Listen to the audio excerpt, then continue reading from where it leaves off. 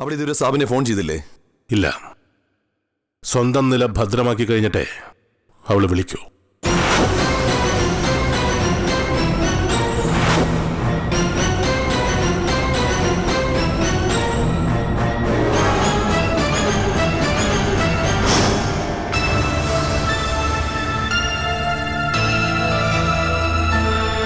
എങ്ങനെയുണ്ട് മാം സാബ്? വേദനയൊക്കെ കുറഞ്ഞു? എനിക്ക് കുഴപ്പമൊന്നുമില്ല. 2 ദിവസത്തിനകം വീട്ടിൽ പോവാം.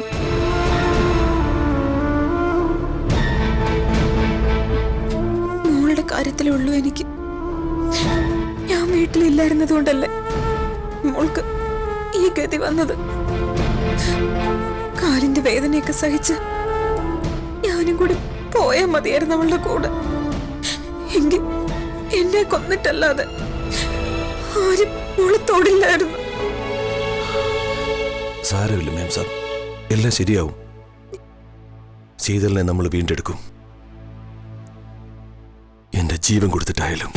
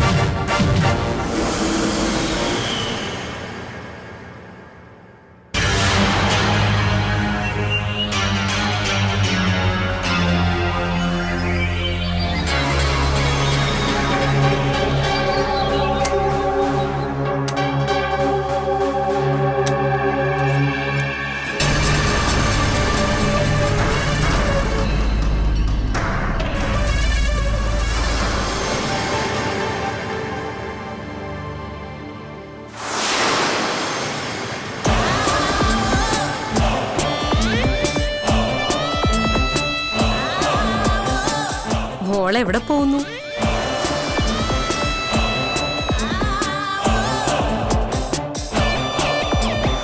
എന്നെ ചതിച്ചിട്ട് രക്ഷപ്പെടാമെന്ന് കരുതിയോടി നീ?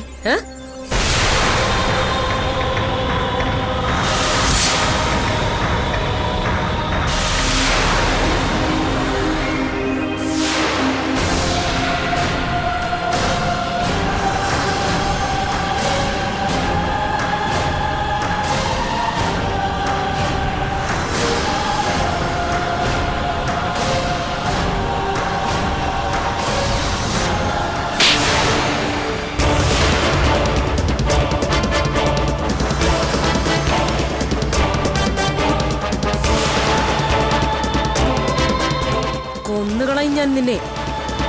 ഞാൻ പറഞ്ഞതൊക്കെ തമാശയാണെന്ന് കരുതിയോടി നീ? നിന്നെ ഇന്ന് ഞാനൊരു പാഠം പഠിപ്പിക്കുന്നുണ്ട്. വാടി ഇങ്ങോട്ട്. എടി വരാം. ഇങ്ങോട്ട് വാടി. വാടി ഇങ്ങോട്ട്. വരാൻ. ദേ, നിക്കണേ അവിടെ.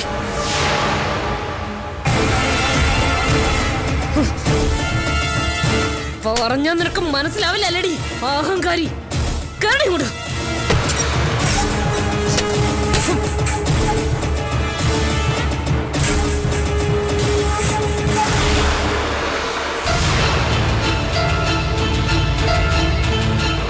എന്തു വിചാരിച്ചടി നീ? ഇവിടുന്ന് ചുമ്മാതങ്ങ് ഇറങ്ങി പൊയ്ക്കളയാന്നോ? ഇതെല്ലാം കൽപ്പനയുടെ കുട്ടിക്കളിയാണെന്ന് നീ കരുതിയോ? ഇത് ബിസിനസ്സാ, ഒന്നാം തരം ബ്ലാക്ക് ബിസിനസ്. കോടിക്കണക്കിന് രൂപയുടെ കളിയാ ഇത്. നിന്നെ പുറകിൽ നിർത്തിക്കൊണ്ട കൽപ്പനയുടെ കച്ചവടം. അതിനിടയ്ക്ക് നീ അങ്ങ് ഇറങ്ങി പോയാലോ? പോടി നീ.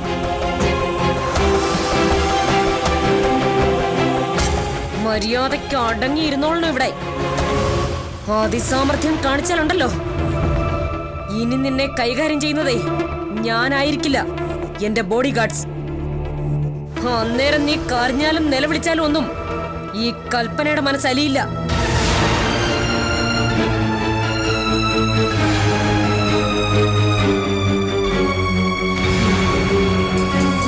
ഇത്തവണത്തേക്ക് ഞാൻ ക്ഷമിക്കുന്നു.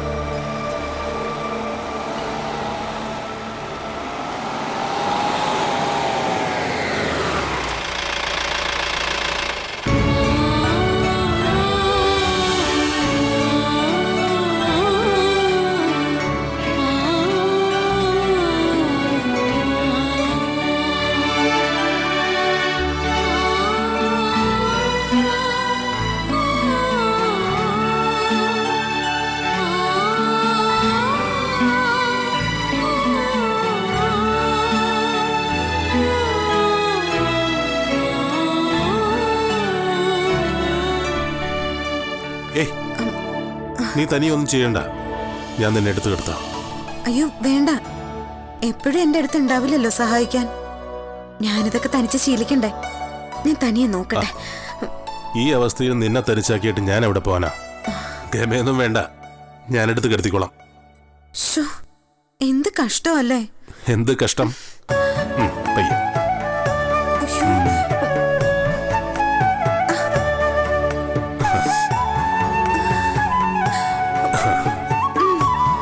ദാ, ഒരു തൂവലെടുത്ത് മാറ്റിവെക്കുന്നത് പോലെയുള്ളൂ എനിക്കിത്.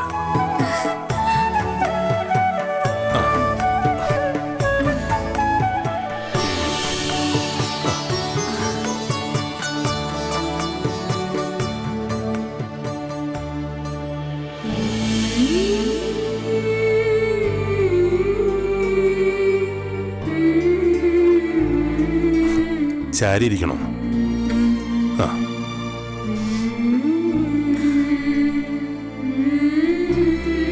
പതുക്കെ.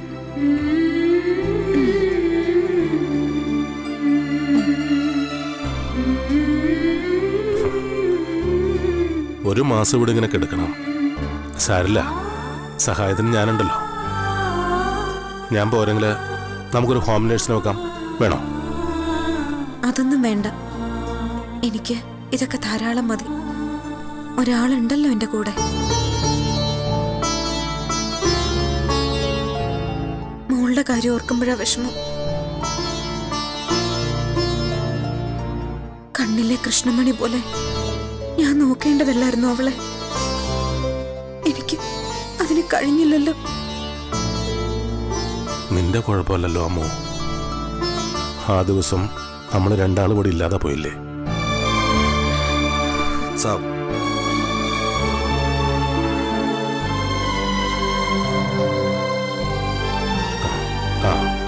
കയറി വാടോ.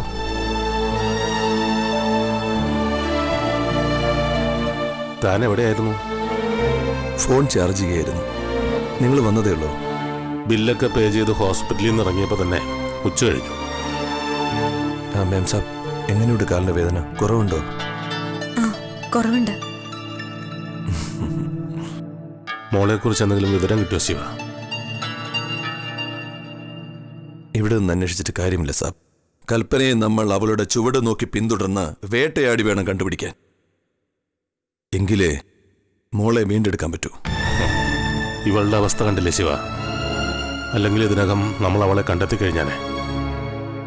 എനിക്ക് ഓർത്തിട്ട് തന്നെ പേടിയാവുന്നു. എന്തും ചെയ്യാൻ മടിയില്ലാത്ത ഒരു പറ്റം ക്രിമിനലുകളുടെ നടുക്ക് പാവം കുട്ടി ഒറ്റയ്ക്ക്. എന്തുമാത്രം പേടിക്കുന്നുണ്ടാവോ അവള്?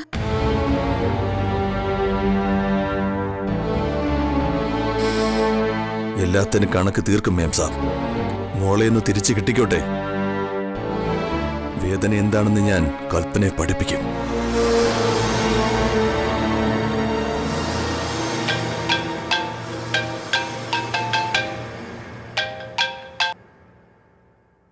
ഹലോ,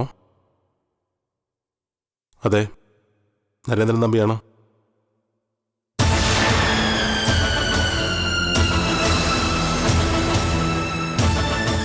ഓ സാർ,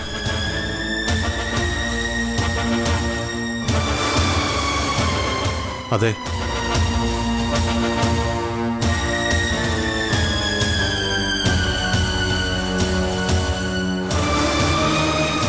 ശരി സാർ.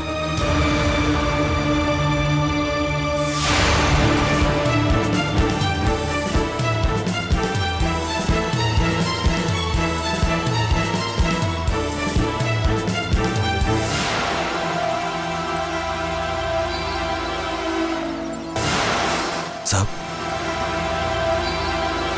പോലീസ് സ്റ്റേഷനിൽ നിന്നാണ് വിളിച്ചത്. കൽപ്പന കുട്ടിയും കുട്ടി കർണാടകത്തിലേക്ക് കടന്നതായിട്ട് പോലീസിന് ഇൻഫർമേഷൻ കിട്ടിയിട്ടുണ്ടെന്ന.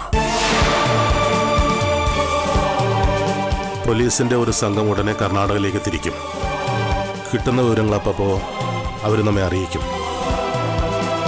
കർണാടക, ബാംഗ്ലൂരിലുള്ള ഏതെങ്കിലും ഫ്രണ്ട്സിനെ ഫോണിൽ കിട്ടുമോന്ന് ഞാൻ ശ്രമിച്ചു നോക്കട്ടെ സാബ്.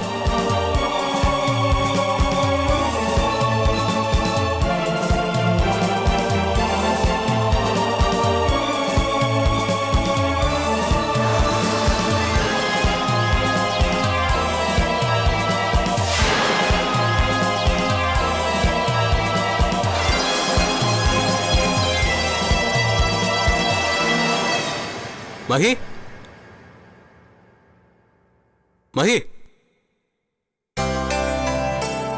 ആ നീ ഊണ് വിളമ്പ. ജെയിംസ് കുട്ടി ഇത്രയും സമയം എവിടെയായിരുന്നു? മണി 4 പോകുന്നു. ആ എന്ത് പറയാനാ, ഒരു ആശുപത്രി ഓട്ടം. സീരിയസ് കേസായിരുന്നു. അതിനിടയിൽ ഭക്ഷണം കഴിക്കാൻ അവിടെ സമയം. തിരിച്ചു വന്നപ്പോഴേക്കും ഹോട്ടലിലൊക്കെ ഊണും തീർന്നു. എന്നാ പിന്നെ ഇവിടെ വന്നിട്ടാവുന്ന കരുതി. അതെ, ഇവിടത്തെ സുഖ ശാപ്പാട് ഇനി അങ്ങ് നിർത്തിയേക്ക്.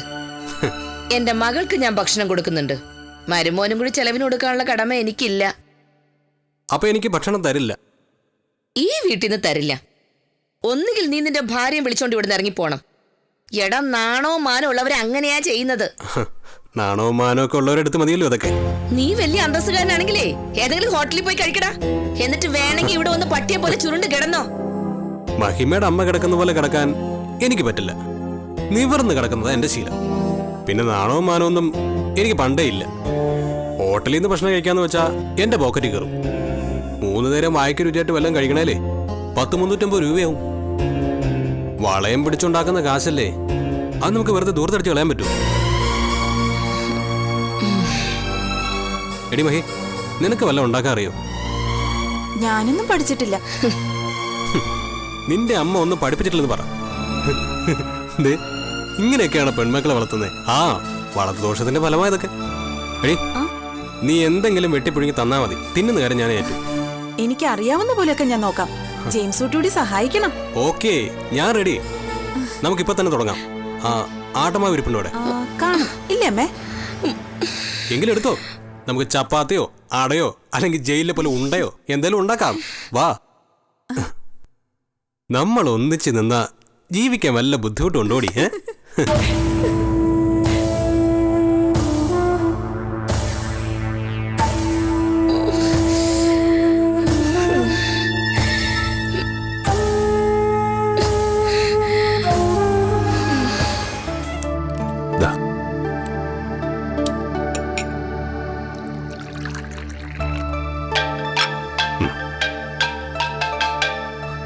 സാർ,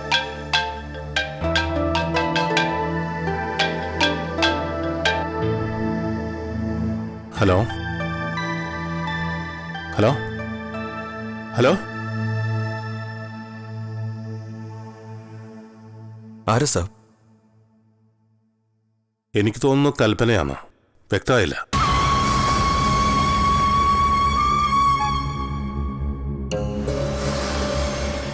സാബ്, കട്ടായതാണോ അതോ അവള് കട്ടാക്കിയതാണോ? നമ്പർ നോക്കിയ സാബ്, എവിടുന്ന വിളിച്ചെന്നറിയാലോ. നോട്ട് ചെയ്തോ? ആ, 7736. 7736.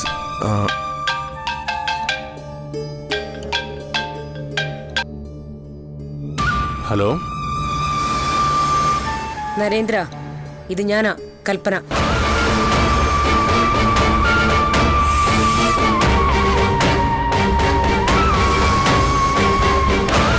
നിനക്കെന്റെ നമ്പർ നോട്ട് ചെയ്യാനുള്ള സമയം തന്നതാ.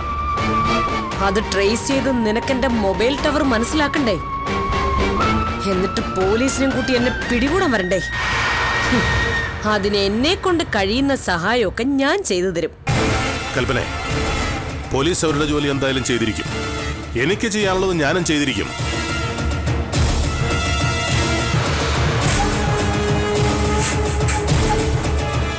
നീ എന്ത് ചെയ്യാനാ? പാവം, മുംബൈയിലെ കടലാസ് പുലി അല്ലായിരുന്നോ നീ? കേരളത്തിൽ ചെന്ന് വേഷം കെട്ടിയപ്പോ അവിടുത്തെ വിഡ്ഢികൾ കരുതി നീ ഒറിജിനൽ പുലിയാണെന്ന്. കൽപ്പനെ, ഞാൻ പറയുന്നത് കേൾക്ക്. ഞാൻ പറയുന്നത് നീ കേൾക്ക്. അതിനാ ഞാനിപ്പോ വിളിച്ചത്. കൽപ്പനയോട് കളിച്ചാലുള്ള അനുഭവം നിനക്കിപ്പോ മനസ്സിലായല്ലോ.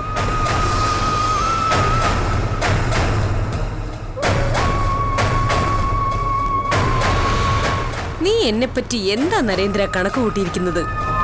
ജയിലിൽ പോയ കൽപ്പനയല്ല, ജയിലിൽ നിന്ന് തിരിച്ചിറങ്ങിയ കൽപ്പന.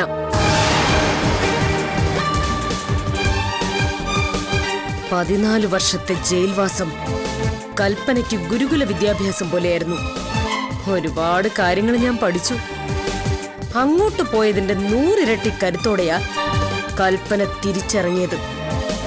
ഇപ്പോഴെങ്കിലും നിനക്കത് ബോധ്യപ്പെട്ടല്ലോ. എനിക്ക് നിന്റെ വീരവാദമൊന്നും കേൾക്കണ്ട. നിന്നെ പോലെ കുറെ ഭൂലന്ദേവിമാരെ കണ്ടിട്ടുള്ളവനാ ഞാൻ. ഒരു കഠാരവനയുടെ മുന്നിൽ വന്നാല് തോക്കും കുഴൽ തലക്ക് നേരെ നീണ്ടാൽ നനഞ്ഞ എലിയെ പോലെ വിറക്കും നീയെ. എവിടെ ശീത?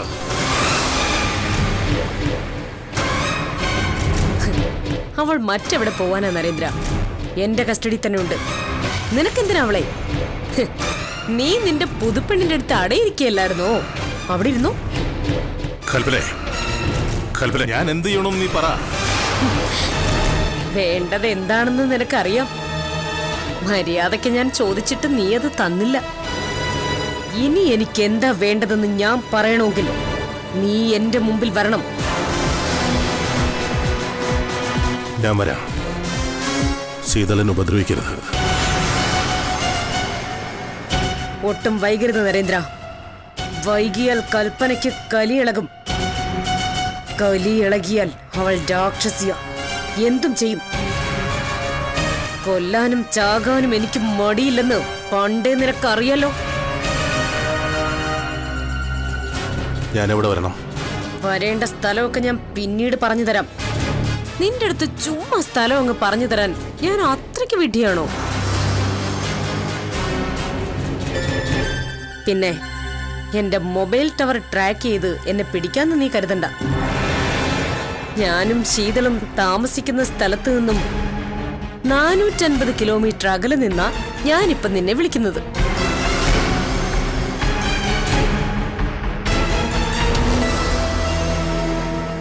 ഈ സെൽഫോൺ ഓഫ് ചെയ്ത് ഇവിടെ ഉപേക്ഷിച്ചിട്ടേ ഞാൻ തിരിച്ചു പോകൂ.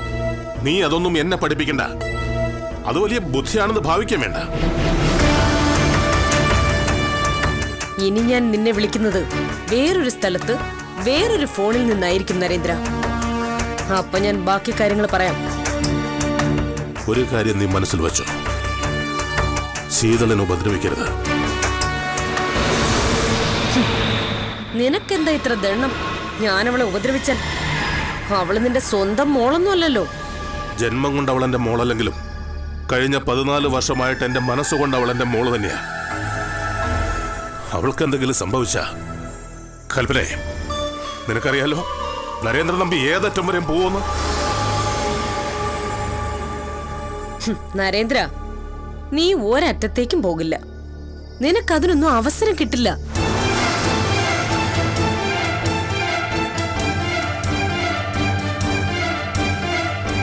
എന്തെങ്കിലും അതിസാമർഥ്യം കാണിച്ച് ശീതളിനെ മോചിപ്പിക്കാമെന്ന് വല്ല വിശ്വാസവും നിനക്കുണ്ടെങ്കിൽ അത് നടക്കില്ല നരേന്ദ്ര. തൽക്കാലം ഞാൻ ഫോൺ വെക്കുന്നു. അടുത്ത വിളി വരുന്നത് വരെ നീ കണ്ണിൽ എണ്ണയും ഒഴിച്ച് കാത്തിരുന്നു. Okay, by.